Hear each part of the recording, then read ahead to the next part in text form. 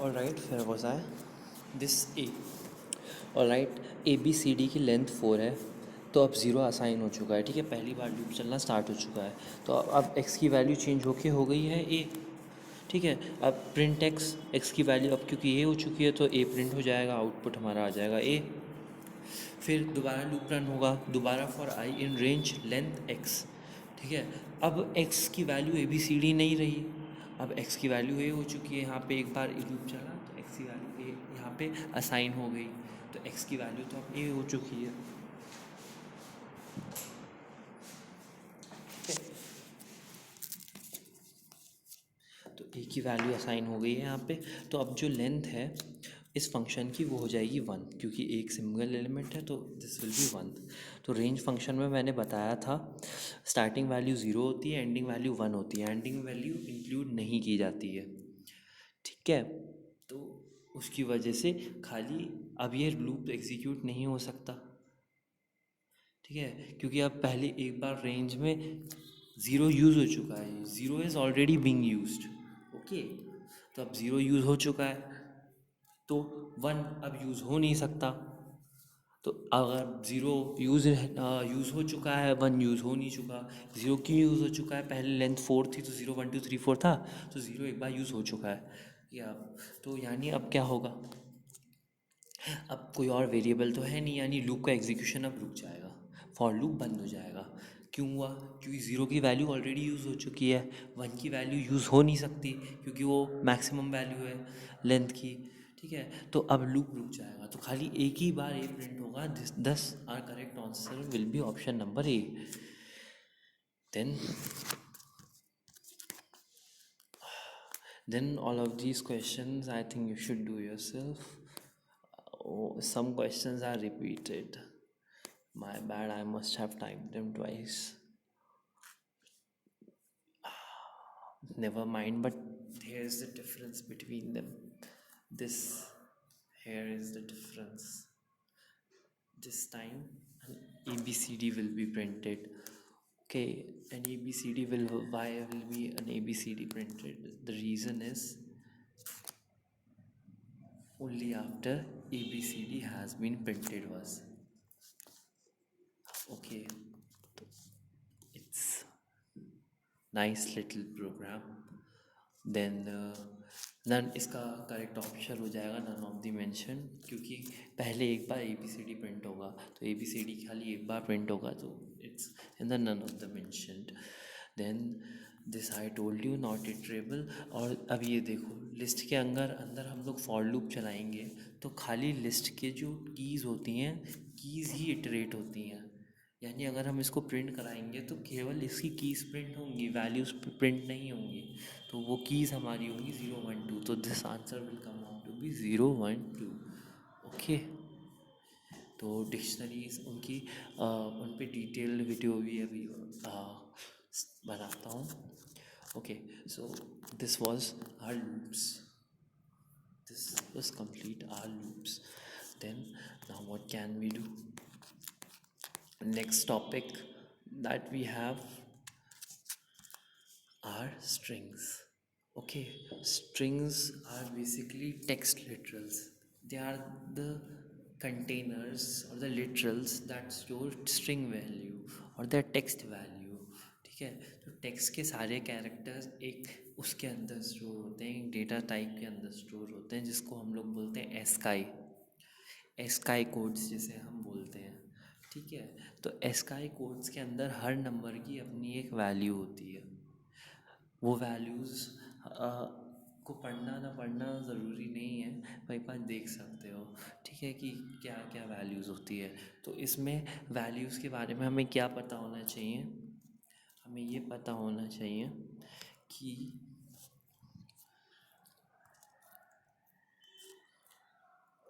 ये जो छोटे ए होते हैं ये बड़े होते हैं बड़े वाले ए से, इनकी एस्काई वैल्यू ज़्यादा बड़ी होती है लार्ज कैरेक्टर्स के मुकाबले।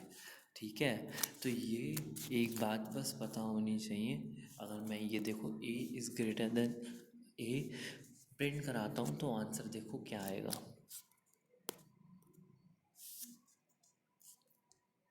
सॉरी, ये मैंने गलती कर दी इसमें। ये रहा, ये रहा,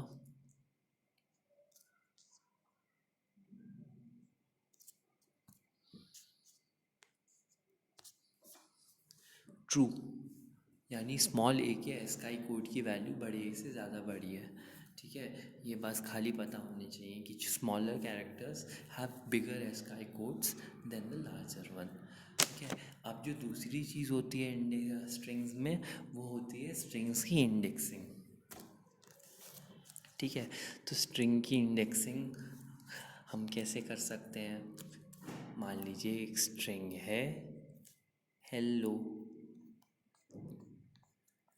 हेलो, हेलो, तो अभी हमारी जो वैल्यू है, this is zero, this is one, this is two, this is three, this is four. ये है फॉरवर्ड इंडेक्सिंग। ठीक है, zero one two three four. अब एक चीज़ और होती है इसके अंदर, इसको हम बोलते हैं बैकवर्ड इंडेक्सिंग। ओके, अब एक होता है लेफ़्ट से राइट को हम फॉरवर्ड इंडेक्सिंग बोलते हैं, राइट टू लेफ़्ट को हम लोग बैकवर्ड इंडेक्सिंग बोलते हैं। ठीक है, तो बैकवर्ड इंडेक्सिंग में क्या होता है, माइनस यूज़ होता है, लास्ट टर्म होता है -1, ये होता है -2, ये होता है -3, ये होता है -4, ये होता है -5। ठीक है, तो ये माइनस टर्म्स यहाँ पे यूज़ हो जाते हैं। स्ट्रिंग, ट्यूपल्स, लिस्ट, तीनों की इंडेक्सिंग सेम होती है, तो मैं स्ट्रिंग्स की इंडेक्सिंग को थोड़ा ज़्यादा एलाबोरेट कर दूँगा। ठीक है, क्योंकि लिस्ट और ट्यूपल्स में कम्प्लीटली सेम इंडेक्सिंग रहने वाली है, तो उसमें कोई खास हमें प्रॉब्लम होने नहीं वाली। ठीक है, और दूसरी बात ये, स्ट्रिंग इम्यूटेबल डेटा टाइप्स होते हैं। ये पूछा जा सकता है कि स्ट्रिंग इम्यूटेबल होते हैं या इम्यूटेबल होते हैं। Strings are immutable data types. Immutable data types क्यों हैं? क्योंकि स्ट्रिंग्स के किसी पर्टिकुलर पोजीशन पे लगे किसी एलिमेंट की हम वैल्यू चेंज नहीं कर सकते। ठीक है, फॉर एग्ज़ाम्पल देखना ज़रूरी है। सॉरी,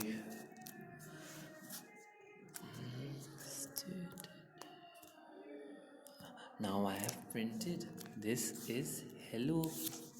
Okay, एंड अब हेलो का मैं इंडेक्स में कुछ वैल्यू डाल के देखता हूँ। ठीक है, दिस आई हैव पुट, मान लो ज़ीरो पोजीशन में मुझे एच की जगह ए डालना है। ओके, तो अब मैं क्या करूँगा, यहाँ पर ए लिखूँगा, लिख के आ गया। String object does not support item assignment.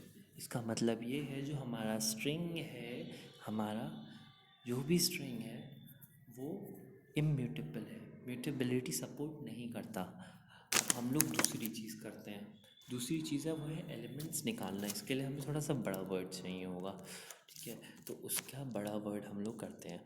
Strings के सारे फंक्शंस मैं कवर करूँगा, स्ट्रिंग्स के लिस्ट्स के each and every function I will cover. Okay, so जो हमारी बुक्स में एक साथ सारे फंक्शंस दे रखे हैं, is alpha numeric, is alpha, is numerical, is space, capital, वो अपर जो मैंने अभी पिछले वीडियोस में बताया, अपर एकदम वैसे ही लोअर होता है, फिर एक स्वैप केस होता है, फिर सर्च होता है, एल स्ट्रिप होता है, आर स्ट्रिप होता है। एल स्ट्रिप और आर स्ट्रिप का चलने का तरीका इस डिफरेंट। ठीक है, उनका सॉल्व करने का तरीका एक थोड़ा अलग रहता है। ठीक है, वो भी मैं अभी बताऊँगा। राइट, तो सारे फंक्शंस इसमें कवर हो रहे हैं जितने भी हमारे सिलेबस के हैं। तो एक बार उन्हें बुक्स में देख लेना और उनको बार बार रीड कर लेना, ताकि उनके सिंटैक्स कैसे यूज़ होते हैं ये याद रहे, कैसे वर्क करते हैं, उनका आउटपुट कैसे निकालना है, that I am telling here. Alright, तो हेलो वर्ल्ड, सबसे पहला काम जो हम लोग स्ट्रिंग में करेंगे वो है इंडेक्सिंग सीखना। ठीक है, इंडेक्सिंग सीखना बहुत ज़रूरी है। जो मैंने अभी 0 1 2 3 4 करा ना, बिल्कुल वैसे ही हर उसका हम लोग एक इंडेक्स बना सकते हैं, हर वर्ड को एक इंडेक्स में तोड़ सकते हैं। ठीक है, तो इंडेक्स तोड़ना इज़ वेरी इंपॉर्टेंट। ठीक है, तो अब A is equal to hello world. अब हम क्या कराएंगे, अब हम लोग इसके टुकड़े प्रिंट कराना स्टार्ट करेंगे। Print, okay, this, alright, A bracket. अब ये रेंज फंक्शन याद है, रेंज फंक्शन में एक स्टार्टिंग वैल्यू होती थी, एक एंडिंग वैल्यू होती थी और एक स्टेप वैल्यू होती थी। एंडिंग वैल्यू उसमें भी काउंट नहीं की जाती थी, एंडिंग वैल्यू इसमें भी काउंट नहीं की जाती है। ठीक है, एक बार में हम लोग इंडेक्स कर लेते हैं ताकि हमें पता चल जाए कि आउटपुट क्या आना चाहिए। ठीक है, hello 0, E1, L2, L3, O4, space is 5, W is 6, O is 7, R is 8 and L is 9, D is 10। कुल मिला के there are up to 10 index it's present. ठीक है, एंड इसकी लेंथ है 11 कैरेक्टर्स की। कुल मिला के इस पूरी स्ट्रिंग्स में 11 कैरेक्टर्स हैं। तो index of the last number is -1 the length of the entire string. Okay, अब इसके अंदर हम लोगों को एक स्टार्टिंग वैल्यू देनी पड़ेगी। स्टार्टिंग वैल्यू मान लो मैंने 1 दी, 1 की पोजीशन पे है ई, तो ये ई से स्टार्ट होगा। ऑलराइट, और अब मैं एंडिंग वैल्यू दे देता हूँ इसको 3। ब्रेक पॉइंट क्यों लग गया? अब मैं इसकी एंडिंग वैल्यू दे देता हूँ 3। ठीक है, तो अब मैंने कहा लास्ट वैल्यूज़ इंक्लूड नहीं होंगी, तो कौन कौन से इंडेक्स इसके अंदर आएंगे? 1, 2। ठीक है, तो 1, 2 पे है ई एल, तो आंसर हमारा आना चाहिए ई एल। चेक करते हैं।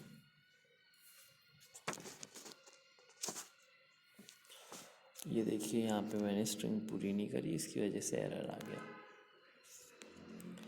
Now that's completed, not सब्सक्रिप्टेबल।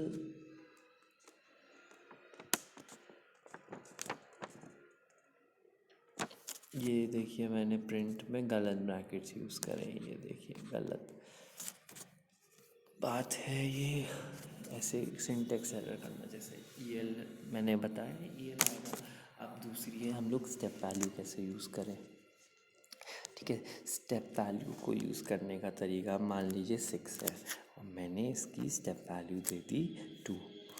अब क्या होगा? अब इंडेक्स से प्रिंट होगा। अब होगा 1 प्रिंट, फिर 2 के डिफरेंस पे 3 प्रिंट, फिर 2 के डिफरेंस पे 5 प्रिंट। 5 से ज़्यादा 7 हो जाएगा जो 6 से बड़ा है, तो 6 के बड़ा हम लोग ले नहीं सकते, तो दिस इज़ 1, 3, 5। 1 की पोजीशन पे E है, then 2, then L is in the third position, 4 and 5th position पे हमारा स्पेस। तो कुल मिला के इसका आउटपुट आना चाहिए EL space. Let's run it and check, EL space. ठीक है, तो सेकेंड इंडेक्स का 2 इंडेक्स का है। अब एक कैच और है इसमें। ठीक है, हम लोगों को ज़रूरी नहीं है कि हम फॉरवर्ड इंडेक्स ही दें। जो मैक्सिमम या लास्ट वैल्यू होनी चाहिए उसमें हम लोग उस वैल्यू का नेगेटिव इंडेक्स भी दे सकते हैं। ये फैसिलिटी भी हम पे अवेलेबल होती है। ठीक है, तो इसमें हम लोग क्या डाल सकते हैं? लास्ट पोजीशन पे है -1, तो अब ये जो पूरा का पूरा है ना, ये पूरा का पूरा -1 इंक्लूड हो जाएगा। Let's run it, ELOL। Okay, space था, स्पेस के 2 छोड़ के वर्ड ओ आया, फिर उसके 2 छोड़ के हमारा एल आया। ओके, तो ये बिल्कुल ऐसे काम कर रहा है। हम -1 पोजीशन तक जा रहे हैं, -1 तो इंक्लूड नहीं होगा। ठीक है, तो -1 तक इंक्लूड नहीं हो रहा, तो उसके पहले जितने हैं ना सब इंक्लूड होंगे, सारे इंडेक्स इंक्लूड होंगे उसके अंदर। ऑलराइट, और इसमें अगर हम लोग कोई फील्ड एम्प्टी छोड़ देते हैं, ठीक है, स्टेप वैल्यू तो हमें पता है कि डिफ़ॉल्ट वैल्यू स्टेप की 1 ही होती है। अब अगर मैं लास्ट पोजीशन एम्प्टी छोड़ दूँ तो ये लास्ट पोजीशन पे पूरी की पूरी लिस्ट आ जाएगी। ठीक है, ये देखो OL, ये स्टेप वैल्यू में हटा देता हूँ इट इज़, ताकि हम पता चल जाए कि पूरी स्ट्रिंग आ रही है नहीं आ रही है। Let's check it. देखो एल वर्ड पूरा का पूरा स्ट्रिंग आ गया। मैंने अगर हम लोग इसे एम्प्टी छोड़ देंगे तो पूरी स्ट्रिंग ले लेगा। अब अगर मैं इस फर्स्ट को भी एम्प्टी छोड़ दूँ,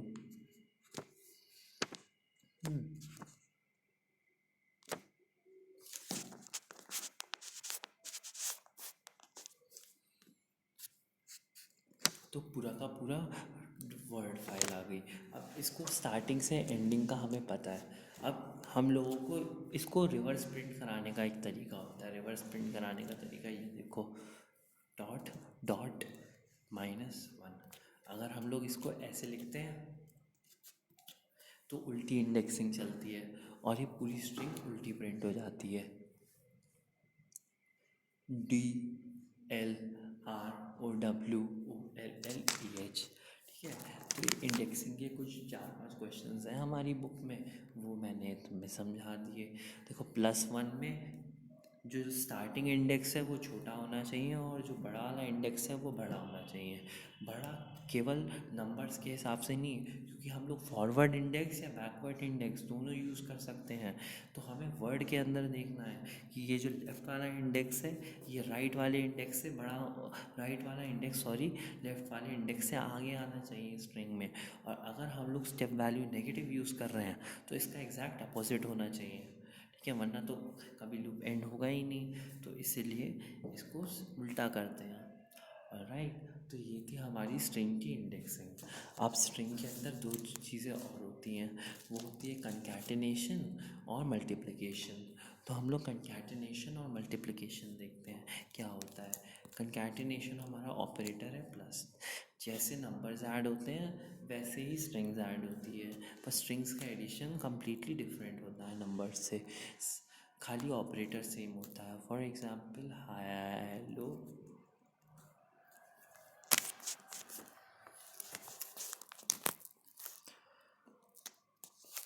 प्लस जो रैबिट, अब ये दोनों आपस में कंकैटिनेट हो जाने चाहिए। दोनों अलग अलग स्ट्रिंग्स हैं तो ये दोनों जुड़ के एक स्ट्रिंग हो जाएगी। मैंने स्पेस दिया नहीं है तो हेलो और जो के बीच में स्पेस नहीं होगा, तो ये दिस इज हेलो जो रैबिट। अब हम इसमें एक चीज़ और डाल सकते हैं, वो है मल्टीप्लिकेशन। अगर हम किसी स्ट्रिंग को किसी नंबर से मल्टीप्लाई करते हैं तो उतनी बार वो स्ट्रिंग रिपीट हो जाती है। अब यहाँ पे देखो हेलो हेलो हेलो हेलो 3 बार रिपीट हो गया, ठीक है।